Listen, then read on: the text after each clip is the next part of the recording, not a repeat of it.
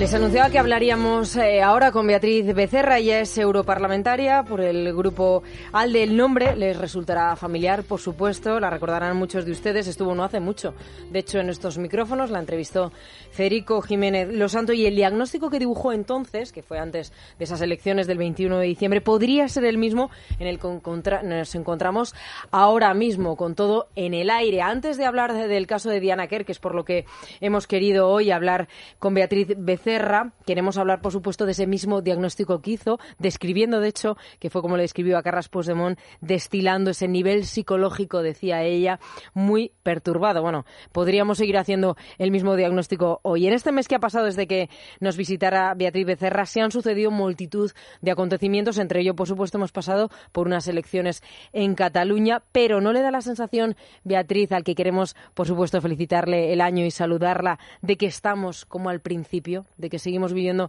prácticamente en el Día de la Marmota? Beatriz. Hola, buenos días. ¿Qué tal? Días. Feliz año desde Bruselas. ¿Qué tal? Pues el Día de la Marmota no lo diría yo tanto. Sí que es cierto que se cumplen muchas previsiones y los que están acostumbrados a hacer algo porque les ha salido bien no van a dejar de hacerlo. Por lo tanto, tenemos que esperar que sigan repitiendo las mismas conductas, ¿no? Y en ese sentido, pues sí, de lo que hace un mes hablábamos sobre las previsiones, de lo que iba a pasar, pues sí que es cierto que obviamente se han cumplido, muchas de ellas. Pero hay una cosa muy importante que ha cambiado todo lo demás, que es que estas elecciones autonómicas catalanas, por primera vez, las ha ganado un partido constitucionalista, que es Ciudadanos. Es decir, más allá de las sumas y del arrogarse determinadas victorias, no es cierto. Los hechos ciertos, y eso es lo que insisto en que tenemos que repetir, la realidad de los hechos lo que habla es de un gran cambio en muchas cosas. Efectivamente, ha sido un cambio histórico y esto no hay quien se lo pueda negar a la candidata de Ciudadanos, Inés Arrimadas, pero uno de esos pronósticos a lo que usted aludía precisamente es eso, que aún así las cuentas, pese a esa victoria de Inés Arrimadas, sigue sin salir, con lo cual estamos en ese mismo horizonte. Nos comentaba en su anterior visita a este programa ese trato de la prensa europea que dispensaba a Carles Puigdemont. Sigue fugado, sigue prófugo de nuestra justicia y le trataba, nos decía usted, lo asemejaba a un personaje del corazón, un personaje más propio de la crónica rosa que de la crónica política. ¿Ahora mismo sigue ese mismo tratamiento o ya ha quedado en un tercero o un cuarto plano? Bueno, dentro de los personajes de la prensa del corazón hay muchos niveles, obviamente, y en el caso de Carles Puigdemont sí es cierto que el nivel o la categoría, la que es tratado ahora mismo, pues cada vez va bajando más escalones. En estas últimas semanas, más allá de aquella escenografía que hizo el día de la noche de las elecciones, pues la realidad es que los medios, incluidos los belgas, por ejemplo, han estado hablando más incluso de ese fenómeno social mediático que ha sido Tabarnia, que del propio Carles Puigdemont. Es decir, él ha estado algo que habrá molestado. Como hablan. Sí, le habrá molestado, imagino, muchísimo. Han hecho otro tipo de cosas también muy de prensa del corazón, como organizar cenas amarillas, cenas de Nochevieja. Es decir, están evolucionando en ese sentido incluso desde el círculo que aquí en Bruselas lo rodea para desarrollar su agenda y su puesta en escena. Es decir, en ese sentido yo diría que las cosas evolucionan pues como se esperaba en cuanto a la atención, pero sí que hay algo que es importante en el sentido de que tiene que ver con nuestro desarrollo y nuestra recuperación institucional, que es la constitución del Parlamento y la investidura. Y ahí es donde todavía, podemos esperar no demasiadas sorpresas, pero sí quizá algún tipo de arrojada escenografía nueva, ¿no? Ya lo veremos. ¿Usted cree que volverá a España? Yo creo que no. Yo creo que las circunstancias objetivas en este caso son demasiado sólidas como para que pueda ignorarlas o pueda arriesgarse a ignorarlas. Yo creo que esa permanente reivindicación que han hecho tanto Puigdemont como su círculo de esa posibilidad virtual de presentarse a la investidura, de utilizar plasma, hologramas o Skype, pues es una evidencia muy clara del nivel en que se encuentran.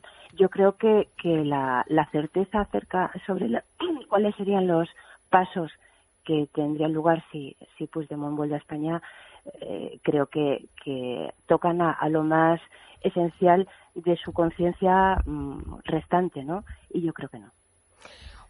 Hemos querido hoy charlar con usted, despedir esta semana por una cuestión bien distinta a Cataluña, pero no podía, por supuesto, dejar de desaprovechar su posición en el Parlamento. Ese caso de Diana Quer, pocos han puesto el foco, salvo honrosas excepciones, como lo que ha hecho el periódico El Mundo, nuestro compañero Fernando Lázaro, en esa denuncia que hacían los propios agentes de la investigación de Diana Quer, cuestionando esas reformas legales que, a su juicio, dificultan o al menos retrasan en gran medida ese esclarecimiento de todos estos casos tan complejos como el que hemos visto de Diana Quer y el que nos ocupa, por supuesto. Se refería, para quienes aún no sepan muy bien de lo que les estamos hablando, de esos investigadores que dispongan durante un periodo de tiempo mucho más largo y razonable de acceso a todos los datos de telefonía móvil. Y es que en el caso de Diana Quer lo hemos visto como el acceso a esos datos, tanto del teléfono de la propia asesinada de Diana Quer como, en este caso, de su presunto asesino, de José Enrique Abuin, fue determinante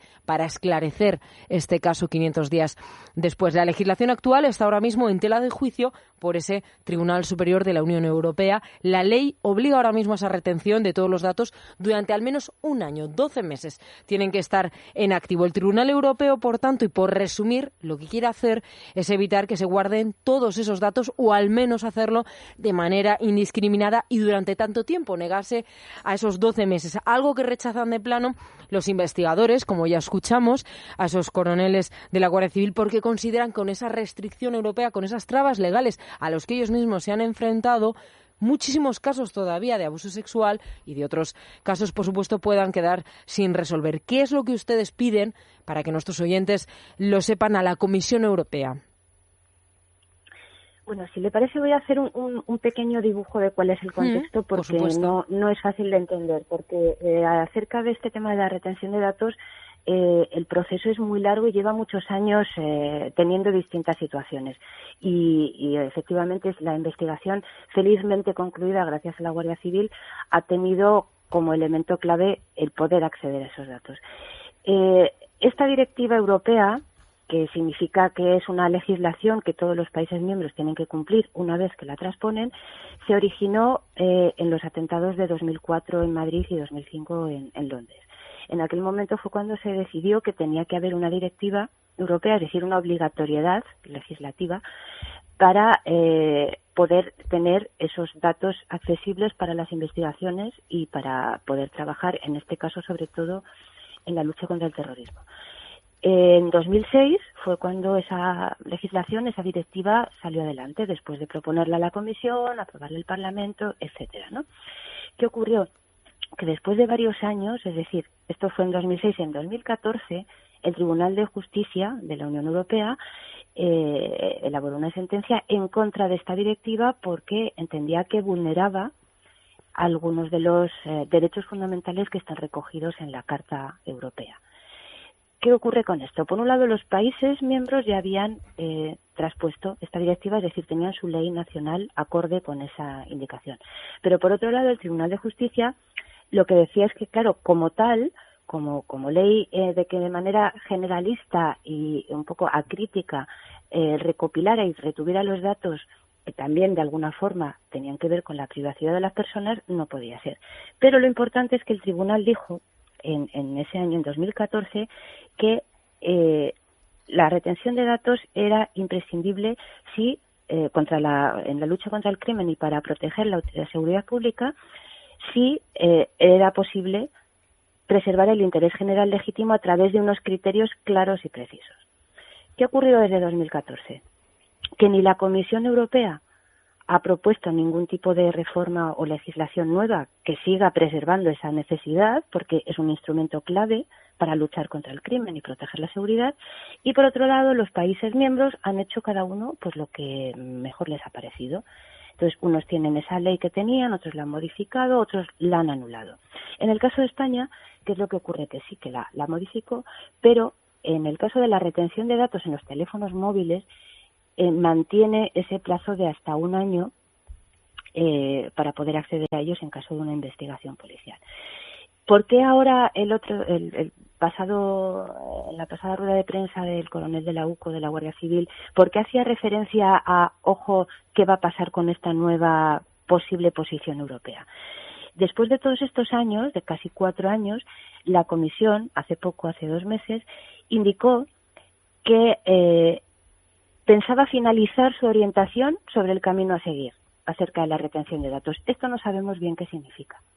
Pero lo que sí pretendo con esta pregunta parlamentaria a la Comisión es que aclare de una manera expresa cuál es ese camino, es decir, en qué va a consistir, si va a proponer una nueva legislación con esas condiciones claras y precisas que exige el Tribunal.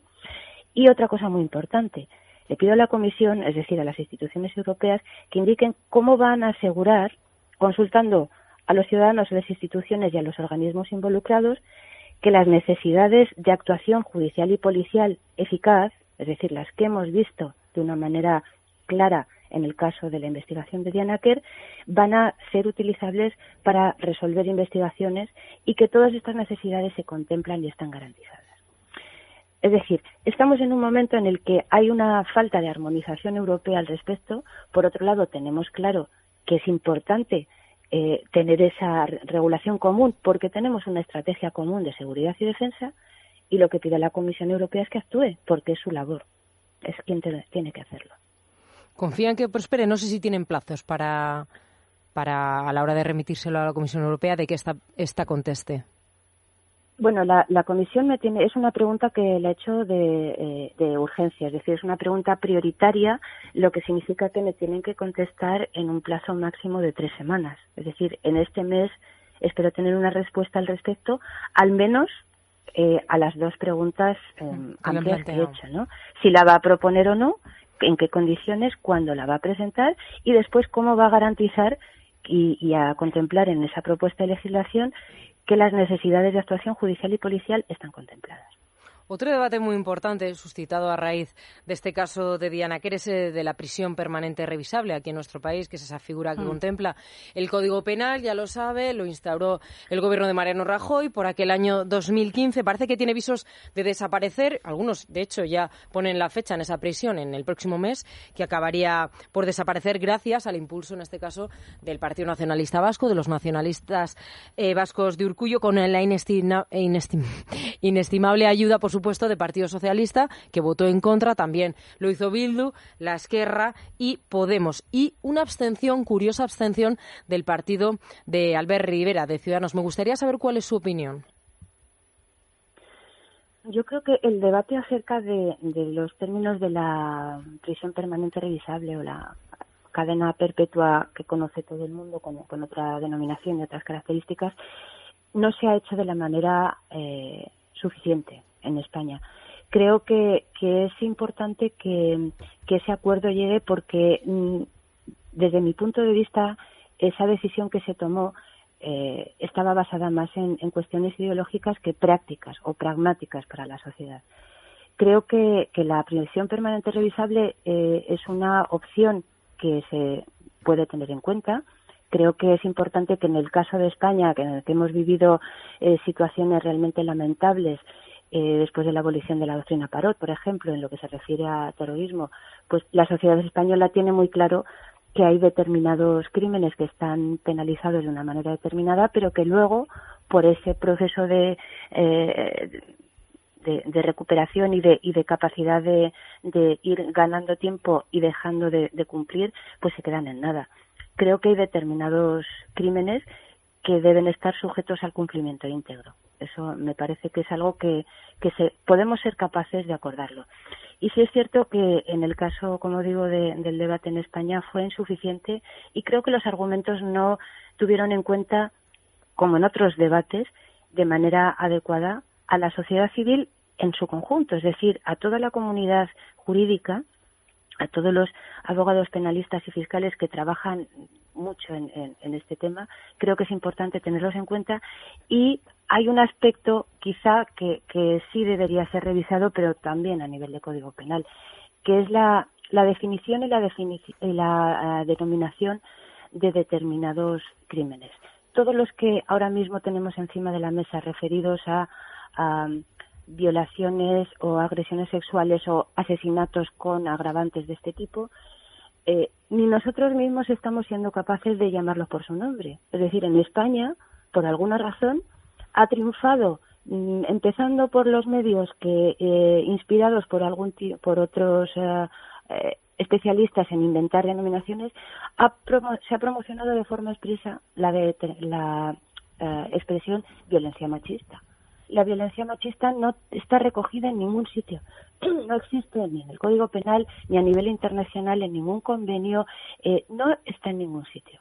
Lo que existe es la violencia contra la mujer tipificada y catalogada con una serie de delitos, por ejemplo, en el Convenio de Estambul, que España ratificó en el año 2014 y que ahora, después del Pacto contra la Violencia de Género, parece que se va a incorporar toda esa lista de delitos de violencia contra la mujer como violencia de género según la ley.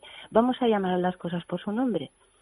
Entonces, ese es el tipo de acciones que eliminen confusión y que garanticen un discurso sobre los mismos temas que desde mi punto de vista creo que sería conveniente retomar. Beatriz Becerra, muchísimas gracias por atender nuestra llamada, la llamada de radio. Felices Reyes. Muchísimas gracias y felices Reyes a todos. Un abrazo. Felices Reyes a todos. Un abrazo. Felices Reyes a todos. Un abrazo. Felices Reyes a todos. Un abrazo. Felices